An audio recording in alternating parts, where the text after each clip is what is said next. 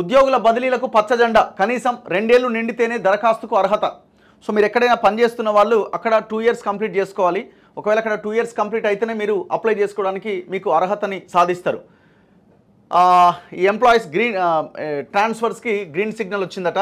ఒకే చోట 4 ఏళ్ల సర్వీసు పూర్తయిన వారికి స్థానచలనం తప్పనిసరి. సో 2 ఏళ్ళు పూర్తయిన వాళ్ళు అప్లై చేసుకోవడానికి అవకాశం ఉంది. కానీ మీకు బదిలీ ఇస్తారా ఇవ్వరా అన్నది చూడాలి. ఇంకా అది పర్ఫెక్ట్గా పక్కాగా మీకు బదిలీ అవుతుందని చెప్పలేము. కాకపోతే 4 ఇయర్స్ సర్వీస్ కంప్లీట్ అయిన వాళ్ళకి మాత్రం ఖచ్చితంగా అక్కడి నుంచి ఇంకో చోటికి వెళ్ళక తప్పదు.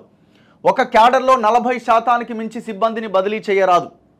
పారదర్శకంగా ఆన్లైన్ కౌన్సిలింగ్. 8వ తేదీ కల్లా ఖాళీలు, బదిలీ అయ్యేవారి జాబితా వెల్లడి. 9 నుంచి 12 వరకు ఆప్షన్ల స్వీకరణ. 19 నుంచి 20 తేదీల్లో ఉత్తర్వుల జారీ. రాష్ట్ర ప్రభుత్వ ఉద్యోగుల బదిలీలపైన ఉన్న నిషేధాన్ని ఎత్తేస్తూ ఆర్థిక శాఖ బుధవారం ఉత్తర్వులు జారీ చేసింది. ఈ ప్రక్రియలో అనుసరించాల్సిన మార్గదర్శకాలను ఉత్తర్వుల్లో వివరించింది. బదిలీలు చేపట్టే ప్రభుత్వ శాఖలు వీటిని తప్పక అమలు చేయాలని స్పష్టం చేసింది. ప్రభుత్వ గుర్తింపు పొందిన ఉద్యోగ సంఘాల నాయకులను సైతం 2012లో జారీ చేసిన ఉత్తర్వుల ప్రకారం తప్పనిసరిగా బదిలీ చేయాల్సిందే అని తెలిపింది. బదిలీలకు సంబంధించి జారీ చేసిన మార్గదర్శకాల్లో కొన్ని ముఖ్య అంశాలు. నెంబర్ 1, 2024 జూన్ 30 నాటికి ఒక చోట 2 ఏళ్ల సర్వీసు పూర్తి కాని వారిని బదిలీ చేయకూడదు. సో ఖచ్చితంగా జూన్ 30th నాటికి 2 ఇయర్స్ కంప్లీట్ అవ్వాలి. మీరు ఒకవేళ ఒక పొజిషన్కి వెళ్తే, ఒక ఏరియాకి వెళ్తే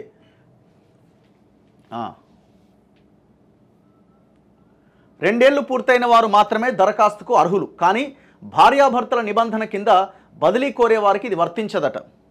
సో ఒకవేళ వైఫ్ అండ్ హస్బెండ్ ఇద్దరు ఎంప్లాయీస్ అయితే ఈ 2 ఇయర్స్ నిబంధన అనేది వర్తించదు. 2024 జూన్ 30 నాటికి ఒక చోట 4 ఏళ్ల సర్వీసు పూర్తి చేసుకున్న వారిని తప్పనిసరిగా బదిలీ చేయాల్సిందే, ట్రాన్స్ఫర్ చేయాల్సిందే. 2025 జూన్ 30లోగా రిటైర్ అయ్యే ఉద్యోగులు ఒకే చోట 4 ఏళ్ల సర్వీసు పూర్తి చేసినా బదిలీ చేయకూడదట. సో ఒకవేళ మీరు 2025 జూన్ 30లోగా రిటైర్ అవుతున్నారు అనుకోండి, మీ సర్వీస్ 4 ఇయర్స్ కంప్లీట్ అయింది ఆల్రెడీ, మీరు ట్రాన్స్ఫర్ పెట్టుకున్నారు, పెట్టుకోవడానికి అవకాశం లేదు, బదిలీ చేయరట. ఎందుకంటే మీరు ఎట్లాగో 1 ఇయర్లో రిటైర్ అవుతున్నారు కాబట్టి. ఒక ప్రభుత్వ శాఖలో ఒక క్యాడర్లో ఉన్న మొత్తం పోస్టుల్లో 40% మించి ఉద్యోగులను బదిలీ చేయొద్దు. ప్రతి ఉద్యోగి ఎక్కడికి బదిలీ కోరుకుంటున్నారో తెలుపుతూ 5 ప్రాంతాల పేర్లను వరుస క్రమంలో ఆ శాఖ అధిపతికి పంపాలి, అంటే హెచ్ఓడికి పంపాలి. 5 ఆప్షన్స్ ఉంటాయట. ఒకే స్థానాన్ని ఎక్కువ మంది ఉద్యోగులు కనుక ఒకవేళ అడిగితే 7 రకాల నిబంధనల ప్రకారం ప్రాధాన్యం ఇస్తారట. ఈ 7 నిబంధనలు భార్య లేదా భర్త ఒకే చోట పనిచేస్తుంటే మరొకరు అదే ప్రాంతం అడిగితే వారికి తొలి ప్రాధాన్యం కింద ఇవ్వాలి. వీరు లేకపోతే 2025 జూన్ 30లోగా రిటైర్ అయ్యే వారికి 2వ ప్రాధాన్యం ఇవ్వాలి. 70% మించి వైకల్యం ఉన్నవారికి 3వ ప్రాధాన్యం ఇవ్వాలి. మానసిక వికలాంగులైన పిల్లలు ఉంటే 4వ ప్రాధాన్యం ఇవ్వాలి. ఆ తర్వాత వరుస క్రమంలో వితంతువులు, cancer, neuro surgery, kidney, liver transplantation, open heart surgery చేయించుకున్నవారు, బోన్ టీబీ బాధితులు, మారుమూల ప్రాంతాల్లో పనిచేసే వారికి ప్రాధాన్యం ఇచ్చి కోరుకున్న చోటికి బదిలీ చేయాలి. ఉద్యోగి కోరిన స్థానం దక్కితే బదిలీ, రవాణా అలవెన్స్లకు అనర్హులట. మీరు ఒకవేళ అప్లై చేసుకున్నారు, మీరు అనుకున్న ప్లేస్ వచ్చింది, సో మీకు ఈ ట్రావెల్ అలవెన్స్లు ఇట్లాంటివి ఇయ్యరట. ట్రావెల్ అలవెన్స్ అంటే బదిలీకి రవాణా, ఇప్పుడు మీరు సామాన్ ఇవన్నీ తీసుకెళ్తుంటారు కదా, దానికి కొంత అలవెన్స్ ఇస్తారు, సో అది ఇవ్వరట. ప్రతి శాఖాధిపతి హెచ్ఓడి క్యాడర్ వారీగా ఎన్ని ఖాళీలు ఉన్నాయి, ఎంతమంది పనిచేస్తున్నారు, అక్కడ ఎంతకాలం నుంచి ఉన్నారనే జాబితాలను ఈ నెల 8వ తేదీలోగా తయారు చేయాలి. 4 ఏళ్లకు మించి ఒకే చోట పనిచేస్తున్న వారి పేర్లతో జాబితాను ఈ నెల 5వ తేదీ నుంచి 8వ తేదీ కల్లా విడుదల చేయాలి. ప్రతి ఉద్యోగి ఎక్కడికి బదిలీ కోరుకుంటున్నారనేది తెలుపుతూ ప్రాధాన్య క్రమంలో 5 ప్రాంతాల పేర్లను ఈ నెల 9 నుంచి 12 వరకు ఆప్షన్గా ఇవ్వాలి. ఉద్యోగులు ఇచ్చిన ఆప్షన్ల ప్రకారం ఎవరు ఎక్కడికి బదిలీకి అర్హులు అనే మాస్టర్ జాబితాను ఈ నెల 13 నుంచి 18లోగా హెచ్ఓడీలు తయారు చేయాలి. ఈ నెల 19, 20 తేదీల్లో అన్ని శాఖలు బదిలీ ఉత్తర్వులు జారీ చేయాల్సిందే. ఈ ఉత్తర్వు జారీ అయిన తర్వాత సదరు ఉద్యోగి పాత స్థానం నుంచి రిలీవ్ అయినట్లుగా పరిగణించాలి. ఉత్తర్వు జారీ అయిన 3 రోజుల్లోగా ఉద్యోగి ఆ పాత స్థానం నుంచి రిలీవ్ కావాలి, వెళ్ళిపోవాలి, కొత్త ప్లేస్కి వెళ్ళిపోవాలి. ఈ నెల 20వ తేదీ కల్లా బదిలీల ప్రక్రియ పూర్తి చేయాలి. ఈ నెల 21 నుంచి బదిలీలపైన మళ్లీ నిషేధం అమల్లోకి వస్తుంది. ఒక ఆఫీసులో అందరూ 4 ఏళ్ల సర్వీసు పూర్తి చేసి బదిలీకి అర్హులైనా సరే వారందరినీ బదిలీ చేయకుండా కనీసం కొంతమందిని ఆఫీస్ నిర్వహణ కోసం కొనసాగించాలి. సో అందరూ 4 ఇయర్స్ కంప్లీట్ అయిన వాళ్ళే ఉన్నారు ఆ డిపార్ట్మెంట్లో, అందరు ఆప్షన్ పెట్టుకున్నారు, కానీ అందరికి ఇవ్వరట. సో ప్రాధాన్య క్రమంలో ఇస్తారట. మారుమూల ప్రాంతాల్లోని పోస్టులకు అవసరమైనంత మంది ఉద్యోగులు బదిలీ కోరుతూ ఆప్షన్లు ఇవ్వకపోతే లాటరీ విధానంలో ఎంపిక చేయాలి. ఏజెన్సీ ఏరియాలో మేము బోమాడ ఫెసిలిటీస్ ఉండవు అని అన్నారు అనుకోండి, సో వెళ్ళక తప్పని పరిస్థితి, వాళ్ళు డ్రా సిస్టమ్ ద్వారా, లాటరీ సిస్టమ్ ద్వారా వాళ్ళని కూడా ఎంపిక చేస్తారట. పారదర్శకంగా ఆన్లైన్ వెబ్ ఆధారిత కౌన్సిలింగ్ విధానంలోనే బదిలీ చేయాలి. ఖాళీలు, బదిలీలకు అర్హులైన వారి పేర్లు, ఇతర వివరాలన్నీ ప్రతి ప్రభుత్వ శాఖ ఆన్లైన్లో విడుదల చేయాలి. కమిటీలు ఏర్పాటు చేయాలి. ఈ బదిలీల నిర్వహణకు ప్రతి శాఖలో ప్రత్యేకంగా కమిటీలు ఏర్పాటు చేయాలి. రాష్ట్ర స్థాయి పోస్టుల్లో పనిచేసే వారిని బదిలీ చేసేందుకు ఆ శాఖ ముఖ్య కార్యదర్శి, హెచ్ఓడి, అదనపు సెక్రటరీలతో కలిసి ఏర్పాటు చేయాలి. మల్టీ జోన్ లేదా జోనల్ స్థాయి అధికారుల కోసం శాఖాధిపతి, అదనపు కార్యదర్శి, జాయింట్ డైరెక్టర్ సభ్యులుగా కమిటీ, జిల్లా స్థాయి ఉద్యోగుల కోసం కలెక్టర్, అదనపు కలెక్టర్, సంబంధిత జిల్లా శాఖాధికారి సభ్యులుగా కమిటీ బదిలీల ప్రక్రియను పూర్తి చేయాలి. 6 శాఖలకు మినహాయింపట. బదిలీల మార్గదర్శకాలు 6 శాఖలకు వర్తించవట. వాటి అవసరాల దృష్ట్యా మార్పులు చేర్పులు చేసి అమలు చేసుకోవచ్చని ప్రభుత్వం మినహాయింపు ఇచ్చింది. వాణిజ్య పన్నులు, ఎక్సైజ్, రవాణా, విద్య, అటవీ, పోలీస్ శాఖలకు ఈ వెసులుబాటు కల్పించిందట. గతంలో యాక్చువల్గా 5 ఏళ్ళు పనిచేసిన ఉద్యోగికి మాత్రమే ట్రాన్స్ఫర్ ఇచ్చేవాళ్ళు. దాన్ని కొంత సడలించి 4 ఏళ్లకు తగ్గించిరట. 2018 నుంచి సాధారణ బదిలీలు లేవు కాబట్టి ఇప్పుడు 90% మంది 4 ఏళ్లకు మించి ఒకే చోట పనిచేస్తున్నారట.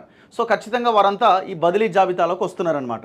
ఇక పాయింట్ ఏంటంటే, ఇక ఈ అవినీతి రాజ్యం వెళుతుంది ఈ సమయంలో. చాలా ప్రమాదకరం ఇది. మంత్రుల చుట్టూ, అధికారుల చుట్టూ తిరుగుతూ ఉంటారు. ఇక మాకు ఈ పోస్ట్ కావాలి, మొన్న కానిస్టేబుల్, మొన్న పోలీసులకు సంబంధించిన ఎస్ఐలు, ఈ పై ఆఫీసర్ల యొక్క ట్రాన్స్ఫర్ల విషయంలో ఇదే జరిగింది. సో దయచేసి ఆ రకమైన అవినీతి లేకుండా ట్రాన్స్పరెంట్గా, పారదర్శకంగా ఈ బదిలీల ప్రక్రియను చేపట్టండి.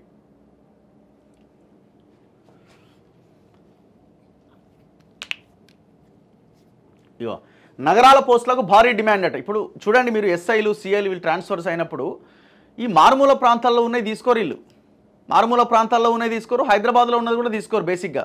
ఎందుకంటే హైదరాబాద్లో డబ్బులు ఏమొస్తాయి? డబ్బులు రావు కదా.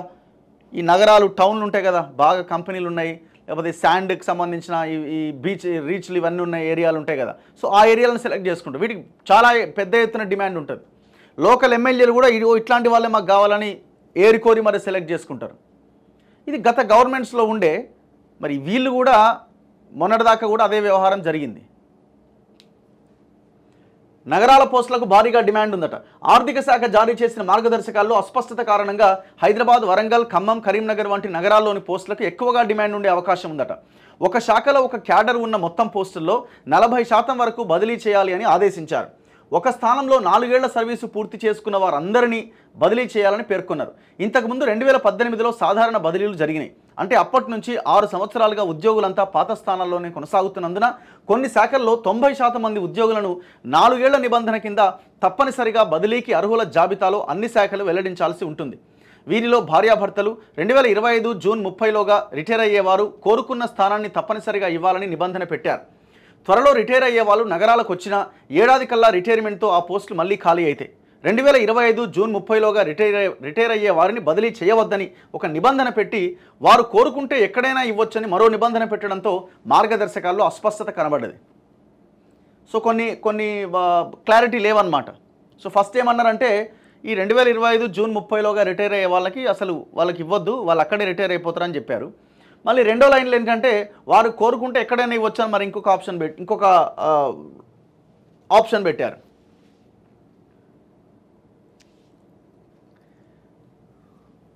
సో దీని మీద ఇంకా క్లారిటీ రావాలి. మొత్తానికైతే ఇవి గైడ్లైన్స్ గవర్నమెంట్ ఇచ్చినవి. కొంత ల్యాబ్స్ ఉన్నాయి, కొంత కన్ఫ్యూజన్ కూడా ఉన్నది. మరి వీటి క్లారిటీ ఇవ్వాల్సిన బాధ్యత గవర్నమెంట్ మీద ఉన్నది. సో ముఖ్యంగా సరే ఏం ట్రాన్స్ఫర్లు ఏం జరిగినా ఫస్ట్ మీరు చేయాల్సింది ఏంటంటే ట్రాన్స్పరెంట్గా, అవినీతి లేకుండా చేయండి. లాస్ట్ టైం 317 జీవో తీసుకొచ్చి మొత్తం తను అనుకున్న వాళ్ళకి, మంత్రులకు తెలిసిన వాళ్ళకి వీళ్ళకి పోస్టింగ్లు ఇచ్చేసి మిగతా వాళ్ళందరినీ నాశనం చేసిండు. ఇంతవరకు ఆ 317 జీవో మీద మీరు ఇంతవరకు తేల్చలే. కమిటీ చేసిన మరి కమిటీ ఏమైందో, ఏం చర్చిస్తుందో, ఎవరితో మాట్లాడుతుందో అర్థం కావట్లే. జీవో 46తో పాటు 317 జీవో మీద కూడా ఒక కమిటీ చేశారు.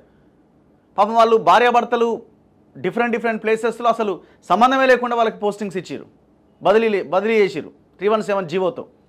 ఎక్కడెక్కడి నుంచో వచ్చి వాళ్ళు వేరే ఏరియాల్లో పనిచేస్తూ ఉన్నారు. కొంత నియర్ బై ఏరియాల్లో వాళ్ళు ఉన్న ప్రాంతానికి ఒక 50 కిలోమీటర్లు అటు ఇటుగా 50-60 కిలోమీటర్ల పరిధిలో భార్యాభర్తలను వేస్తే వాళ్ళకి ఏ ఇబ్బంది ఉండదు కదా.